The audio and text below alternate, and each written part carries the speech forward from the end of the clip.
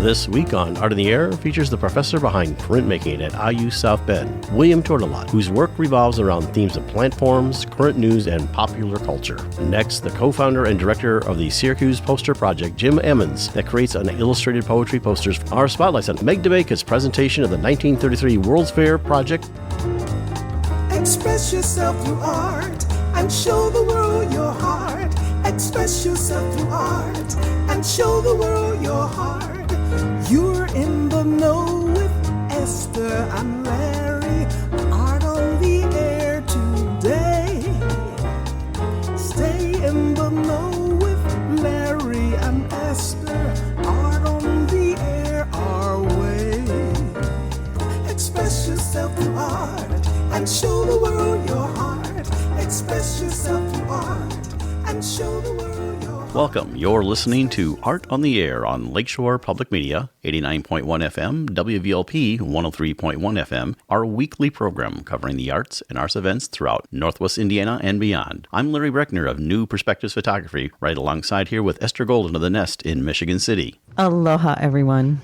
We're your hosts for Art on the Air. Art on the Air is supported by an Indiana Arts Commission Arts Project Grant, South Shore Arts, and the National Endowment for the Arts. Art on the Air is heard every Sunday at 7 p.m. on Lakeshore Public Media, 89.1 FM, also streaming live at lakeshorepublicmedia.org, and is available on Lakeshore Public Media's website as a podcast. Also heard on Friday at 11 a.m. and Monday at 5 p.m. on WVLP 103.1 FM, streaming live at wvlp.org. Our spotlight interviews are also heard Wednesdays on Lakeshore Public Media. Information about Art on the Air is available at our website, breck.com/AOTA. That includes a complete show archive, spotlight interviews, plus our show is available on multiple podcast platforms, including NPR One. Please like us on Facebook, Art on the Air, WVLP, for information about upcoming shows and interviews. I'd like to welcome back to Art in the Air Spotlight. She's been with us many times before from the Family Folklore Foundation. And, of course, we're still talking about the 1933 World's Fair tales. And Dr. Meg Demakas is going to read a little sample for us later on in the interview. But welcome back. And she's going to be doing a reading Saturday, April 19th at the Crown Point Main Library, downtown Crown Point. So you can hear her actually read that, and we'll have a sample here. Meg, welcome back to Art in the Air Spotlight. Well, thank you. I'm glad to be back. Yeah, it's always great to see you, Meg. Good to see you, too. So this is really, you're continuing this project. Of course, you had the thing at IUN where you used the tents to represent the houses and things like that. So now you're going to go out and spread the word about the fair and everything. So tell us a little about what people can expect at this reading. Well, I am going to read passages, but I also have a PowerPoint presentation when I go through the presentation that we gave at IUN. And then I also have a short documentary. It's about 3 minutes long that goes along with it. Oh, excellent. How long have you been working on this project? I know we may have covered that before in some of our interviews, but you've been kind of working this. I know it's where I think your brother that kind of set the thing, and you decided to kind of pick up the ball and remember that. Tell us a little bit about the history of that. Yeah, in the 90s, my brother Dan Grandfield, who's a landscape architect, He was always wondering about how those houses made it over to Beverly Shores. And so he did a study on it and put a report together for the Indiana Historical Society. And then he passed away. And so I found his work, and I'm like, oh, well, let's continue this. And so that's what we did. We got some grant money from the Indiana Historical Society and the humanities and South Shore Arts. And so that financed us doing a couple of things like going through the houses. And we also took a boat ride to see what it was like to come over. The houses came over on a barge. And they were pushed by a tugboat that was powered by steam. So we rode one of the steamboats that they have at Cedar Lake. And we also rode on a vessel in Lake Michigan to see what it was like to be out there on the sea. And then we had everybody learn how to paint. So they painted their version of the houses, and then I had them write about what it would be like to be one of those houses. So that's what we did. And then since a lot of the materials we got were actually guidebooks from the fair, I decided to make a guidebook of our project, the Millennia of Progress, 1933 to 2023, World's Fairy Tales, If Houses Could Talk. And that's available where, by the way? You can get it on Amazon, but I also have it at local bookstores, at the Munster Performing Arts, in Beverly Shores, at I think it's called The Press. It's in Valpo. Yeah, I have it in quite a few places. Yeah. So, and I've given a talk already at the Rotary Club in Crown Point, and the president of that society was also is like the director of the Crown Point Library, and she suggested that I come over and talk there too. So I'm going to. So the Crown Point talk is to just make more people aware of it, or are you looking for more funding? No, not more funding, just to get the word out. That's one of the missions of Family Folklore. We offer educational experiences to people of all ages, to go out into the community and research and learn. And then we also want to share it with other people. So, we just have an ever broadening effect. Well, maybe take us a quick sample of what they can expect at the reading. Okay. The book, which has that big title, Millennia of Progress, is a companion book that World Fair buffs will love. Dr. Meg Granfield Demakas, primary author and editor, is the Family Folklore Foundation CEO. The mission of the nonprofit is to offer learning experiences via field expositions, research, and interviews to people of all ages. The study is the 1933 Chicago World's Fair and the relocation of the Century Progress homes to Beverly Shores, Indiana. The centerpiece of the study was the multimedia presentation on April 19th at the Main Stage Theater at IUN. And then there's also a documentary that will be shown on April 19th over at the Crown Point Main Library at between 1 and 2. They have a lot of nice rooms there, with full media possibilities. Oh, very good. So, and of course, this is a free admission, I presume.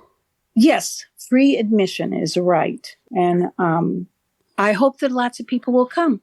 Many years ago, I'd say about 10 years ago, I did a presentation about Jean Stratton Porter, who was an Indiana author and photographer she was born around the Civil War. And then she passed away in the 20s. And there was standing room only. There was a lot of people that were interested in the Girl of the Limberlost. That was one of her books. Yeah, so I expect a lot of people. And you have another project. Very quickly, tell us about that in just the last few seconds here, and then once again the dates. Well, Once Upon a Time in Maggie's Key West is kind of a springboard from the study, especially the Florida house. My grandparents retired to Homestead, Florida, and our family of 8, when I was a little girl, used to go down there and visit, and so I've written a children's book about that. We appreciate you coming on Art on the Air Spotlight. Again, Meg Demakas will be at the Crown Point Main Library downtown, April 19th, 1 to 2 p.m., and you can hear readings and a PowerPoint presentation. Meg, thank you so much for coming on Art on the Air Spotlight. Thank you for having me. Yeah, thank you so much, Meg. Art on the Air is supported by an Indiana Arts Commission Arts Project Grant, South Shore Arts, and the National Endowment for the Arts. Art on the Air Spotlight and the complete 1-hour program on Lakeshore Public Media is brought to you by Macaulay Real Estate in Valparaiso, Olga Patrician, Senior Broker. This is Rissa August, author of The Road Unpaved, and you're listening to Art on the Air on Lakeshore Public Media, 89.1 FM, and on WVLP 103.1 FM. We are pleased to welcome William Tourtillotte to Art on the Air. Bill is a lecturer in printmaking at Indiana University South Bend since 2015.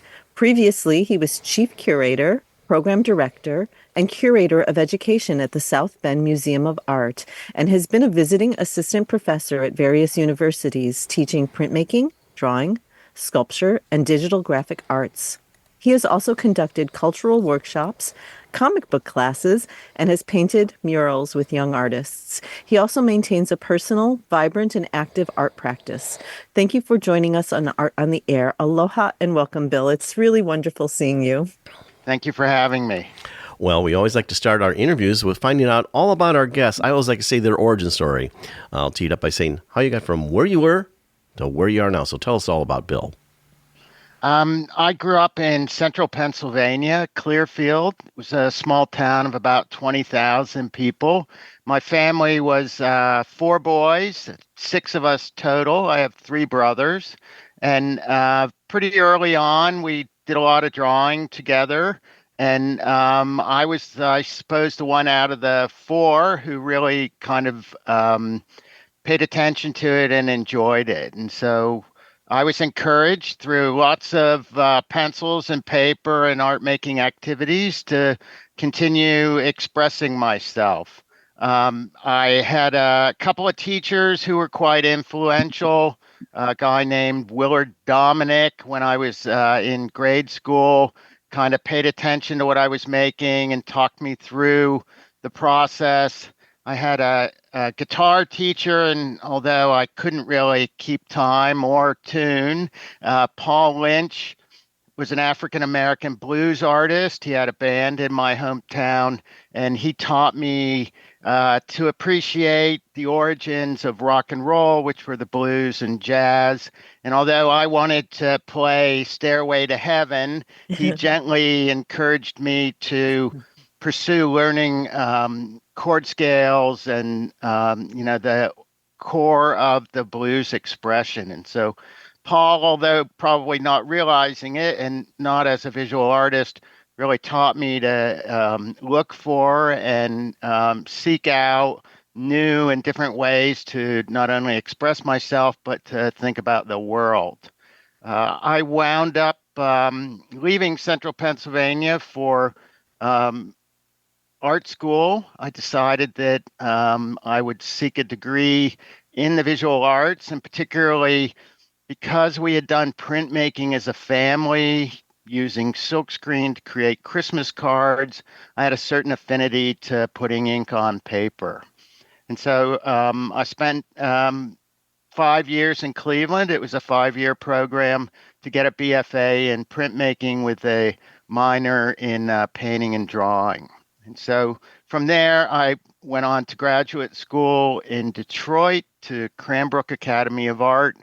It was an interesting school in that it was only graduate students, and it was 2 years, pretty intense, but really helped me clarify what I wanted to do and how I wanted to use art within my life. Fortunately, one of my studio mates at that time was turned out to be my wife, Julie. We met in the shop and developed a professional relationship as art workers, and then eventually became more. But today we still share a studio, split it right down the middle. We each get a half, and together have kind of made an artful life. I first came to South Bend in 1985. I kind of followed Julie here. She had a job at St. Mary's College, and we've been in South Bend ever since. There's always been art and work, and I've quite enjoyed this community. Oh, it's like a community filled with brilliant artists. I mean, you've got Kay Westhughes there. I mean, it's Yeah. like fabulous. And the printmaker I know from South Bend is Ron Chupp. Did you know Ron Chupp at all? Yes. Yeah, Yes. he's a good friend. He's just his lithography always and he's got a brilliant sense of humor, so he adds the humor to his printmaking. But you know what? I'm going to pull you right back to childhood for a minute. Certainly. So what were those first drawings? You said that you were drawing a lot, drawing as a family. Do you remember the types? Were you drawing the outdoors? Were you drawing Some of the abstract? outdoors. We were baseball card collectors, and so we did a lot of profiles of ball caps and long sideburns from various baseball players, and it would then be athletic images. I drew a lot of hands early on, interestingly enough, and hands are still kind of a predominant element in Right. my work. Um, I still have a work from that time. I did a relief print of 5 different renditions of a hand with abstract and realistic. I don't really remember at the time what compelled me, but it's been a consistent element. I still have that print. It's been a consistent element through the work, all these years later. So I was encouraged to, when I was in high school, do some murals in the school itself with other students. And, murals have been a part of my public expression since that time as well. So I think sampling a variety of things, largely drawing and painting, but I'm still surprised all these years later how certain things reoccur and I reach for without really realizing that they're coming around again. It's been this kind of interesting cyclical way that the content and the ideas have kind of flowed. As your professor, one of the things that you said is you really don't separate your professorship from being an artist. You kind of blend those. And I also loved how some of the comments you made about working in the print shop, how you think printmaking is kind of a solo thing, but how there's a collaborative thing. Maybe talk a little bit about that process of with students and being collaborative, and even the sense of even while they're working on their project, they feel a part of a whole printmaking community. Yes. So we are in a shop. The shop at Indiana University South Bend is about 1,500 square feet. So it's a really nice space. It's got a big window on one end and high ceilings. And it becomes really a community. And it's a community of people working towards the same goal, using the same medium. But it's interesting that it's this kind of melting pot of students who might be just starting college. It might be adults who've come back to take another course, or others who are interested specifically in the media and the medium, perhaps to push their art forward in a different direction. So we're dependent upon each other to have the materials and the equipment and everything function. And so community in a print shop is really primary in that I have to do my work, but I also have to be considerate of you doing your work. And that may be as simple as making sure that I clean up the glass after I've worked so that you find it fresh and don't have to start by cleaning, but can start by expressing yourself. And so I really enjoy that back and forth. The students teach me things. Hopefully I teach them things. It's a really kind of wonderful exchange. We're creative problem solving. So it's life skills beyond this studio that we share that hopefully they are able to kind of engage the world and not only make things, but express themselves as a result of being within this community. So in your classroom, are there various techniques being used, or when it's lithography, is everybody doing lithography, or are there a variety of techniques happening within the same classroom? Variety of techniques. There's always a basic class running, and we hit kind of 4 major areas with that. And then there are advanced classes going on that will be media specific, for instance, screen printing or intaglio or etching. And sometimes there's a couple of those. So I teach stacked advanced classes. And then there are also these kind of satellites that rotate around the group that are independent study and advanced BFA printmakers. So there's a lot going on. Yeah, no boredom there. No. And not only am I the teacher, then you're also responsible for the tools and the materials, the ordering, the maintenance, all those kind of things that make almost become the lubrication of the whole process working. And so you were the one instrumental in greening up your program. Is that true, or was that in place before you? Yes. I was really quite interested in having a non-toxic environment and doing greener, sustainable printmaking. So when I was a student, we didn't really care much about exposure to solvents and the toxicity of materials. And as a result, a lot of people got pretty sick.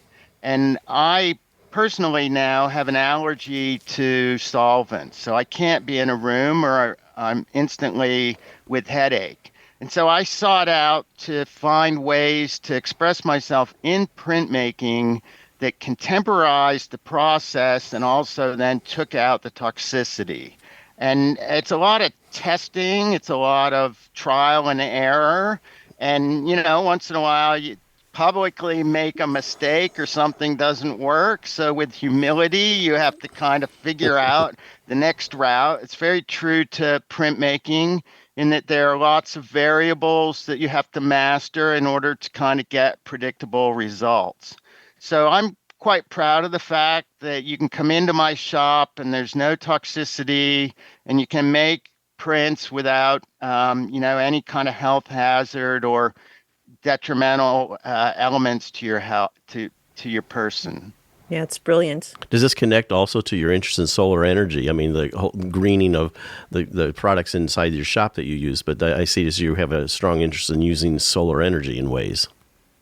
Yes, I have a solar array that powers my house, and just enough. They build it so you don't send extra back to the grid. Baseboard heaters, it works perfectly. If I go back to that small town in Clearfield, Pennsylvania, driving to school on the school bus in the morning, everybody heated with coal. And so the town was quite full of the smoke from coal furnaces. And I was really troubled by that. And so I've pursued ways to create energy, to work, to grow food that are non-toxic and hopefully are renewing or regenerating to the environment that I'm a part of. Yeah, it seems like your family is art is a profession for the whole family, it seems, in all aspects. It was very beautiful to read about. So so your son also, is he an artist? No, Henry's more of a craftsman. He is a worker in he's done industrial cleaning, he's done a lot of construction. So he's a maker without kind of necessarily the artist label. He has a great eye and is wonderful with materials and techniques. But I don't know that he would call himself an artist. Julie, on the other hand, is pretty extraordinary. I'm constantly amazed by the work that she makes and her ability to teach and give information. We started out teaching together, and so we could figure it out little by little, class by class together, and then we kind of went to separate institutions. So several years after we separated, I was able to hear her lecture and see her in a classroom, and it just kind of knocked me out how good she was, and that she had this really wonderful talent to be able to talk to artists and help them with their work. So we've shared that. It's been interesting that we're both individual artists, but we are also then a couple of artists as well. So So what are you working on now, personally? In October, I finished a commission for the South Bend Heritage Foundation. It was their 50th anniversary, and they commissioned me to make 2 prints that celebrated that anniversary. They were screen prints and book forms. So I've just really wrapped that up, and I'm now in the process of starting a new body of prints, aiming towards a show in the fall. So I've been working with some digital, some inkjet. I've used both screen printing. There's photopolymer plates and relief to kind of dialogue between the inkjet and the screen printing. So largely I'm making prints that are drawing based. I suppose same as it ever was, in that, once one thing's finished, you're back in the shop, you clean up the work area, and then you just start pushing again. And that's kind of been the whole story, is that For me, the answers come through the work, that it shows me what it needs, talks to me a little bit, maybe flashes a bit of magic or entices me to continue making. And so really being an artist and the art is what continually kind of pushes me forward. You know, a question I have, and this may be dear to your heart, being in South Bend, is the controversy surrounding the art museum, what's happening there, or what the town or the city wants to do. And I don't know if you have any response to that, what you feel about what's happening, or whether that's going to be relocated. So what are your feelings about that? So let's see. I went to the meetings and listened to the city talk about what they had planned. I guess what struck me is, sadly, the museum was quite surprised by what the city was proposing. So the communication was not there.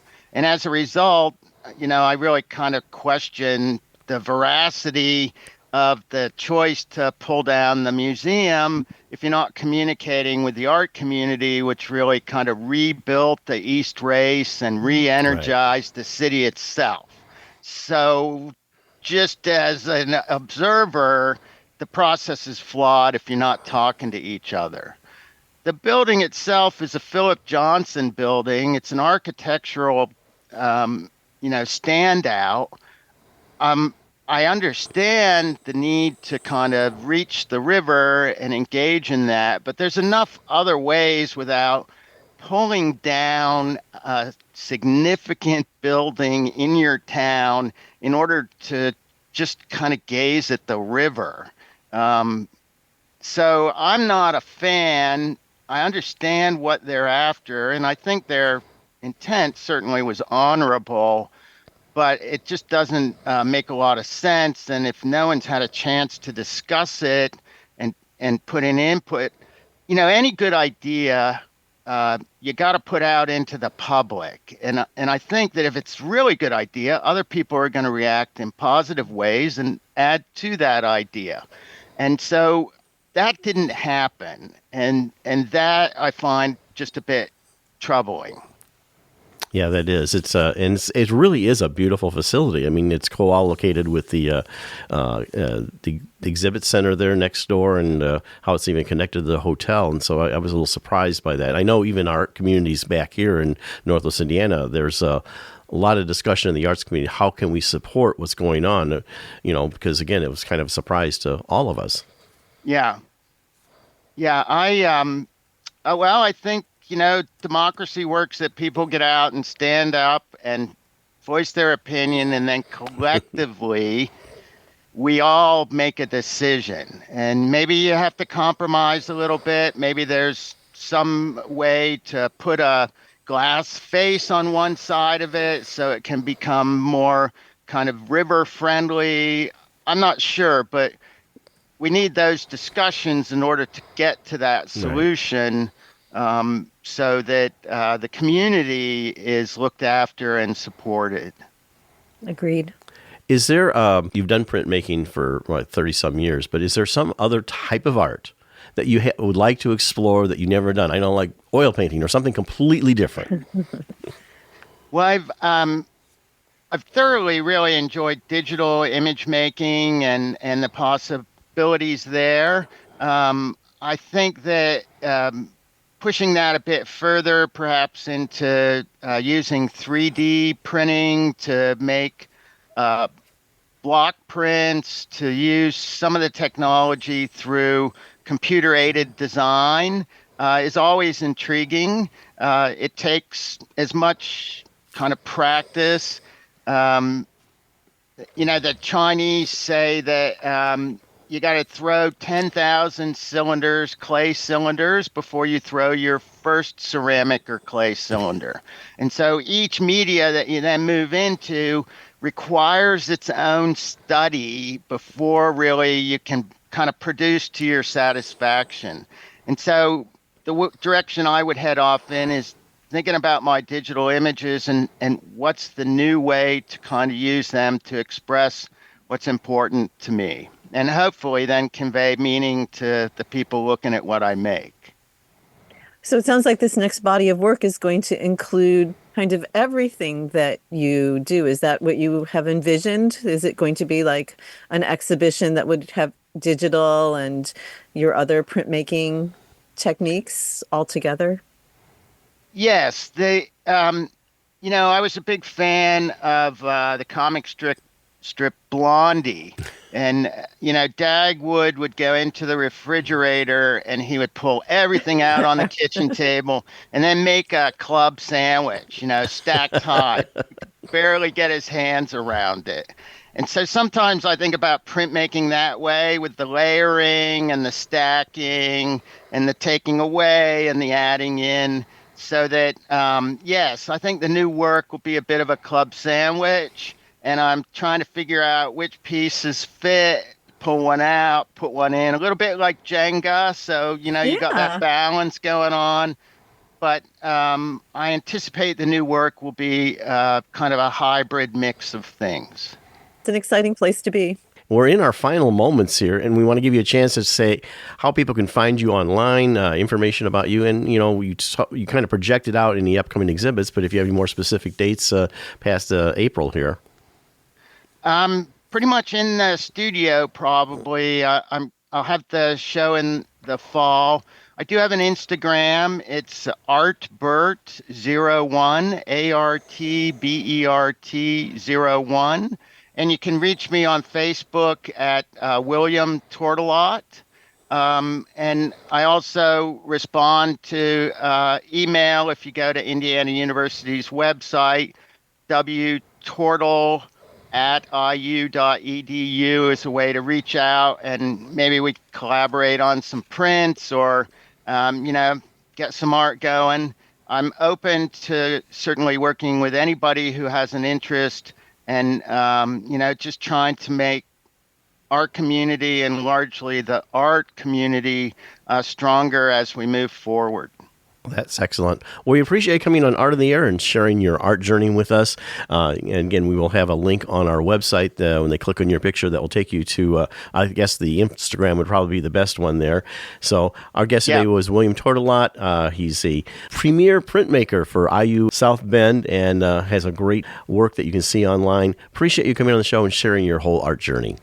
Thank you so much. I've really enjoyed it. Yeah, it's been a complete pleasure. Thank you so much. Thank you. This is Raina Duras, host of World Cafe, and you're listening to Art on the Air on Lakeshore Public Media, 89.1 FM, and on WVLP, 103.1 FM. We are pleased to welcome Jim Emmons to Art on the Air. Jim is the co-founder and director of the Syracuse Poster Project.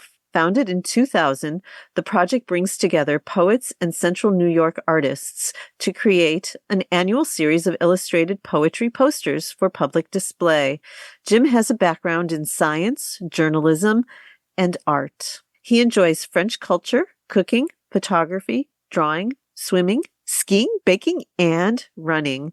Thank you for joining us on Art on the Air. Aloha and welcome, Jim. Such a pleasure seeing you. Thank you, Esther. Thank you, Larry. Glad to have you on, Jim. And our audiences always want to know a little bit about our guests, their background story. I always like to say their origin story, how they got from where they were to where they are now. So tell us all about Jim. I'm a native of Vermont. I grew up in central Vermont, and I had a beautiful childhood in the countryside, grew up doing a lot of outdoor activities, had a lot of art in our family. And although I am not a professional artist, I have been enjoying art, drawing, some painting throughout my life. And in college, I studied science. I studied, as Esther mentioned, physics, and I got a degree in physics. I was not good at finding a path in physics. I was sort of floundering around. And in that moment of, I don't know what I'm going to do, I went with some friends to a ski area, got a job at a ski area, just to keep myself afloat job, and began writing there, freelance writing for newspapers. I had always enjoyed writing, and I wrote for a weekly newspaper, And I worked my way into the journalism business without having any journalism schooling. Had an internship at a newspaper and then got a job at a Vermont newspaper. And I worked there for a number of years, hoping to work my way into feature writing, to move from writing news to writing feature stories. And that's what brought me to Central New York in approximately 1990. I searched for jobs all around the country. I found a journalism job with a newspaper here in Syracuse, New York, with the Syracuse Post-Standard. And this was a journalism job to write feature stories for a neighbors section of the newspaper. And my job was to write about recreational activities. So it's very much a feature job. And I was not doing that too long before I got sucked back into the news business. So I was writing stories about school boards, town boards, village boards, courts. And I did that for a long time at the Syracuse newspapers. And then finally, I worked my way back into feature writing. And that was a goal of mine, to write for the feature section of the newspaper. I did that for a while. And while I was there, I had to write an editorial.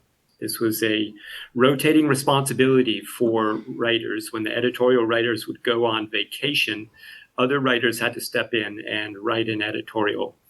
And I chose to write an editorial about the condition of our city's poster kiosks. The city had undergone a major renovation of the downtown streetscape, and that included new sidewalks, new benches, new lamp posts, and these poster kiosks on the sidewalk that were intended for downtown merchants to advertise in. And I was working downtown. I saw these kiosks be installed, and I had high hopes for them to display good commercial art, but they kind of flopped. The city could not really persuade merchants to buy ads for these kiosks. So instead of them becoming an asset for the city, they were something of a bane or a black eye, underused. Right. They're probably developing condensation and all sorts of stuff in there. Yeah, they had outdated material. So I wrote an editorial about that, complaining, and said, why can't our city get it together with these kiosks and have good graphic art in the kiosks? Nothing much came of that. And it wasn't too long after that experience that the newspaper said, we really would rather have you be a police reporter or be an editor. And so we don't want you writing features anymore. And I was absolutely crestfallen. I had spent so much time. Did you upset the city? Is that why they said that? Excuse me?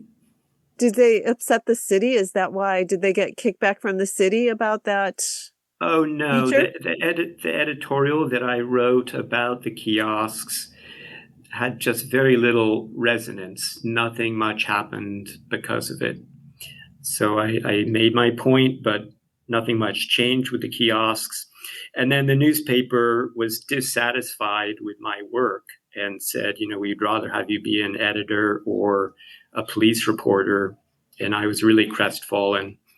And so I said, I really don't know what I'm going to do next, but I don't want to tear my life up. I don't want to move to another city to try to get another newspaper job. I'm going to try to do something about this thing I had complained about, the state of the kiosks. And so in that moment of uncertainty about next steps, I said, let me try to think of something that we could do with these kiosks. And the city already had a weekly newspaper that was running a annual poetry contest. It was called the Seer Haiku Poetry Contest, to have people write haiku about the city. So it was a weekly newspaper, not the newspaper I worked for. And so I was aware of that tradition. I was also aware that Syracuse University had a very strong illustration program. And so I made a pitch. I made a pitch to the professor who taught illustration at Syracuse University, Roger Demuth. I said, could we combine these resources? Could we have people write haiku about the city and have your students illustrate them? And then the kiosks, that's the downtown committee of Syracuse, and persuade the downtown committee that this is a viable idea. And so that was back in 2001, I believe, and we came out with the first poster series in 2002. So that's the origin story of. That's how the two were married together. So can you take it further, and how were the initial printings? How did they happen? Was there community support to get them printed? How did you were the artists initially invited to do it? Like in that classroom, did the instructor say, 20 of you? Was it a class project? I don't know. I'm interested in the whole genesis. Yes. So we piggybacked on this existing tradition of people writing haiku for the weekly newspapers contest. We reached out to those same people, invited them to either resubmit their poems to us or to write fresh poems. And we had a collection of this work at the time of the deadline. And we would bring those poems up to the illustration class at Syracuse University. The professor, Roger Demuth, agreed to make this a class project for his fall semester. So we had an illustration class. I believe there were 2 classes at that point. And we would go up to the university and distribute these poems with the class, give students little slips of paper like Chinese fortunes with the poems written on them. And they would each get a handful of poems from which they would have to select one haiku to illustrate. And they would illustrate the haiku. The class might consist altogether of maybe 30 student artists. And then we would have a selection process where we would select the best approximately 15 of those posters. And we would have them printed, large format for the kiosks, and then have them also reproduced for sale at a smaller scale, 11 by 17. And, the notion was we will try to sell these poster prints and that will sustain the project. It was a very naive notion. But every year you did grow. So how did that growth continue? Did you qualify for granting? Were there business support? We have supported the project through a combination of selling the products we make, and we've tried to diversify what we make. We make the poster prints, and we make note cards and little booklets of poetry. And that results in a relatively small portion of our budget. We also support ourselves by seeking corporate sponsorship from local businesses and also from applying for charitable grants. And the work of getting corporate sponsorship, that's quite difficult, very competitive. A lot of other nonprofit entities seeking support. We were not immediately a nonprofit. We were piggybacking on the nonprofit status of the university for several years, and we eventually achieved our own nonprofit status. You're listening to Art on the Air on Lakeshore Public Media, 89.1 FM, on WVLP, 103.1 FM. Jim, I want to go back to see some of the activities that you do. One mutual interest is photography, and you have drawing, swimming, skiing, cycling, which is another one that I have. So tell us a little bit about your photography and what equipment you use and what kind of subjects you shoot. I am a photographer who did some photography for the newspapers when I was in Vermont. These were small newspapers that didn't have extensive photography staffs for their bureaus. And so I was doing photography to illustrate the stories that I was writing on occasion, sometimes shooting feature photographs. I was using a film camera. I was using an antiquated Leica that I inherited from my father. And then as I came to central New York and began my work here, I eventually migrated to a smartphone, and I asked myself, why did I take so long? Why did I take so long to switch to a smartphone? And the kinds of things that I photographed, most recently, the Syracuse St. Patrick's Day parade. I love to go to the parade and take photographs. Not so much of the parade. The parade itself is good, but photographs of the people who turn out for the parade. So I go every year, and sometimes I post these photographs on the Facebook page of the poster project, in that we're making public art, and the parade, the St. Patrick's Parade, is really a sort of a giant community event that qualifies in my mind as public art, and the people too, and they dressing up for St. Patrick's Day. So yeah, that, and I'm also interested in panoramic photography, in crowd situations, taking panoramic photographs where the panoramic function on the camera will often have a lot of detritus, or it'll have, when somebody is moving within the image, that will be a striated fragment of color. Yeah, and I used to look at that and say, oh, I'm going to get rid of that. I'm going to edit that out. But now I kind of I like to preserve those defects. I think they're interesting ghosts. So you had mentioned that you're taking photographs for the newspaper. Were you writing those first stories in Vermont, were they human interest stories? Some of them were, yes. At the newspaper in Vermont, I was writing occasional profiles of people, human interest stories, but also hard news, covering school board meetings, fires, police, stuff like that. So let's take your cycling. What do you do? Is it just a kind of casual? Do you do like long distance cycling, or just, tell us about that?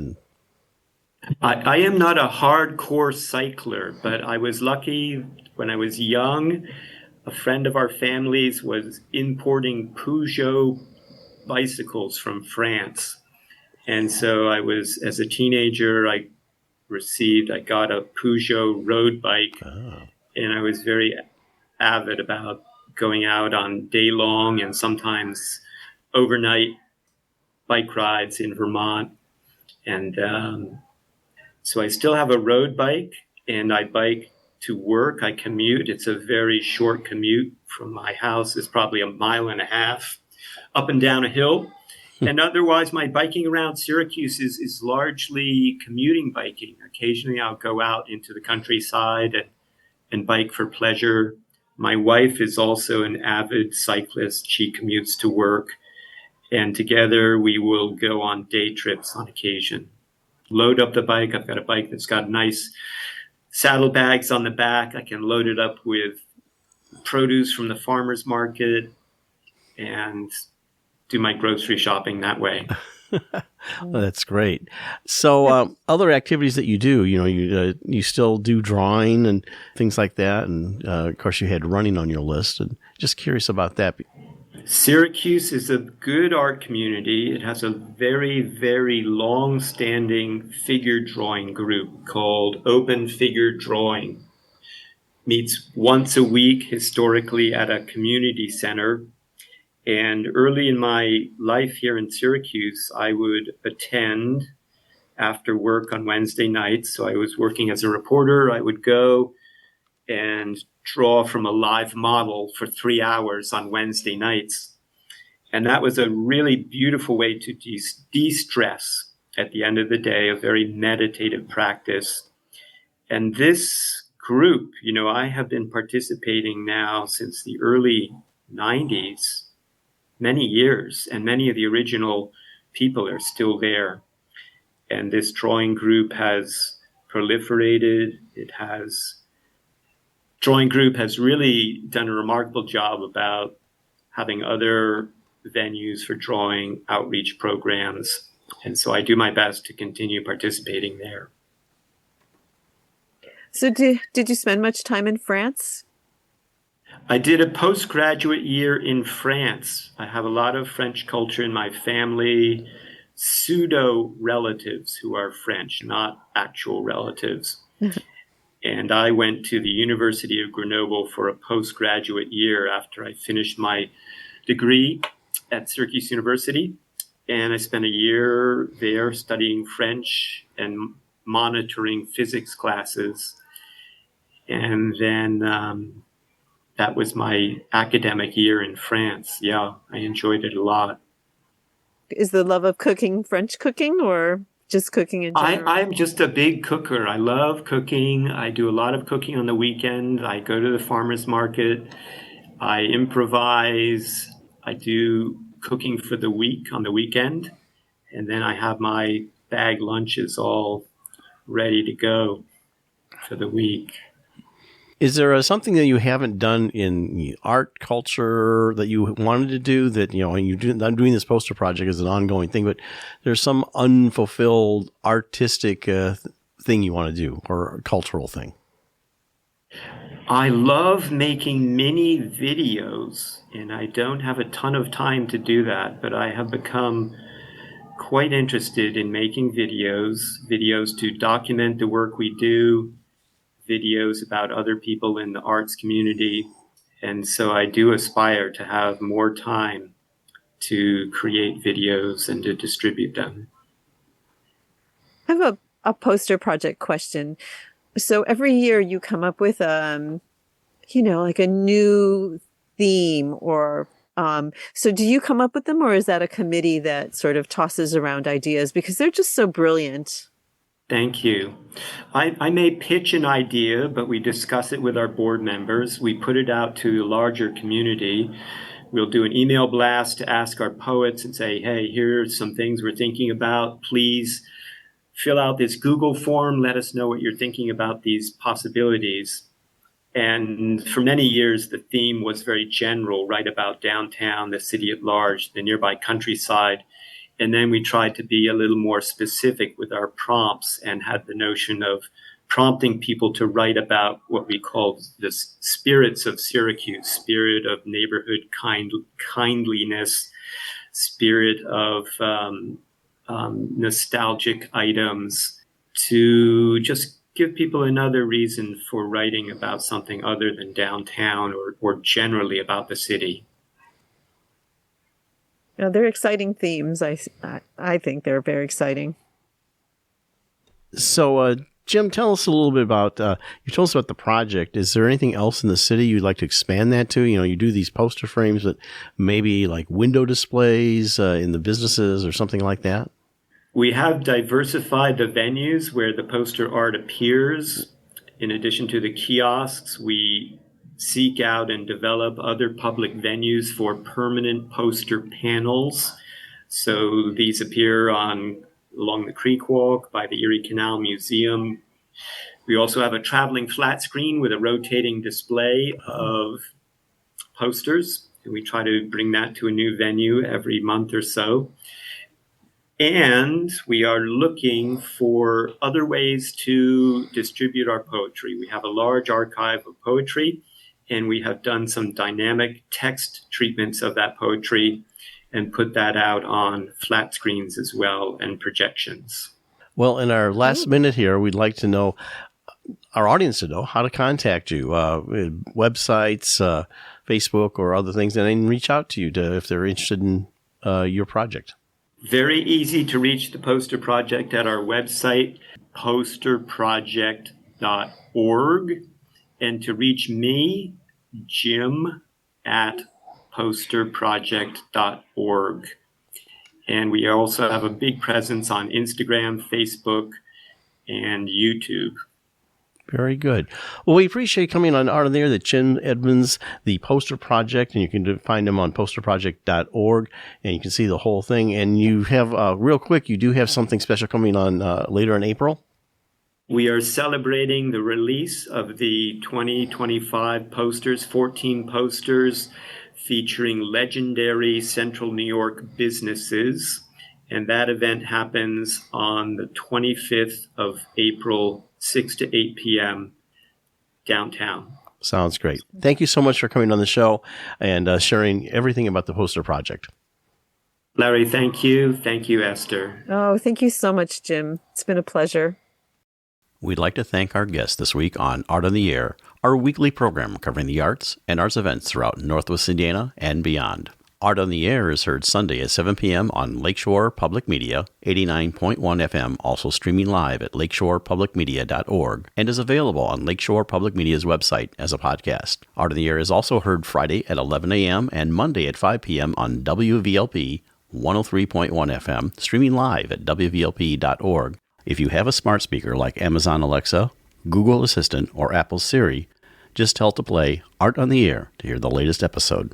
Our Spotlight interviews are heard every Wednesday on Lakeshore Public Media. Thanks to Tom Maloney, Vice President of Radio Operation for Lakeshore Public Media, and Greg Kovach, WVLP's Station Manager.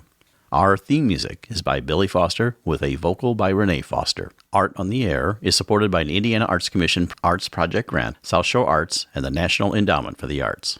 We'd like to thank our current underwriters for Lakeshore Public Media, Macaulay Real Estate in Valparaiso, Olga Patrician, Senior Broker. And for WVLP, Walt Reidinger of Paragon Investments. So we may continue to bring you Art in the Air. We rely on you, our listeners and underwriters, for ongoing financial support.